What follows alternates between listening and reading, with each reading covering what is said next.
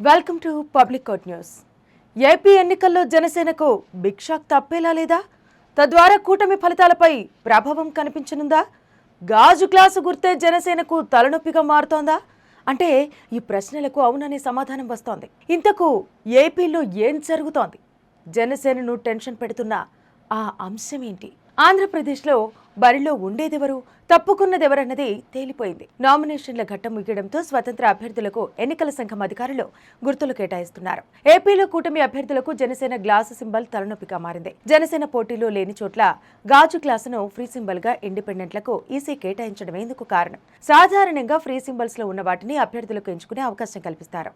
ఒక గుర్తు కోసం ఎక్కువ మంది పోటీ పడితే డ్రా తీసి గుర్తు కేటాయిస్తారు. అయితే ఇలా కేటాయించిన సింబల్స్ లో కొన్ని నియోజకవర్గాల్లో గాజు గ్లాసు గుర్తు ఉంది. ఈ కారణంగానే గందరగోళం తలెత్తింది. విజయనగరంలో టీడీపీ రెబల్ అభ్యర్థిగా బరిలోకి దిగిన మాజీ ఎమ్మెల్యే మీసాల గీతకు గాజు గ్లాసు గుర్తును కేటాయించారు. ఎన్నికల సంఘం ఆ గుర్తును జనసేన పార్టీకి రిజర్వ్ చేసిందని, ఇండిపెండెంట్లకు ఇవ్వకూడదని టీడీపీ నేతలు అభ్యంతరం చెప్పారు. అయితే అలాంటి ఆదేశాలు తమకు రాలేదంటూ రిటర్నింగ్ అధికారి గాజు గ్లాసు గుర్తు కేటాయించారు. అలాగే జగ్గంపేటలో జనసేన రెబల్ అభ్యర్థిగా బరిలోకి దిగిన సూర్యచంద్రకు సైతం గాజు గ్లాసు గుర్తును కేటాయించడం వివాదాస్పదమైంది. నిజానికి ఆ గ్లాసు సింబల్లో రిజర్వ్ చేయకపోతే అన్ని చోట్ల స్వతంత్రులకు కేటాయించాల్సి ఉంది. కానీ ఇటీవల ఎన్డీఏ కూటమి నేతలు ఈసీకి ప్రత్యేకంగా విజ్ఞప్తి చేశారు. ఈసీ ఈ మేరకు గాజు గ్లాసు గుర్తు జనసేనకు రిజర్వ్ చేసినట్టు చెబుతున్నారు. కానీ కొంతమంది రిటర్నింగ్ అధికారులు మాత్రం గాజు గ్లాసును కేటాయిస్తున్నారు. అది కూడా కొన్ని ప్రత్యేకమైన నియోజకవర్గాల్లో ఈ కేటాయింపులు ఉండటం వివాదాస్పదమైంది.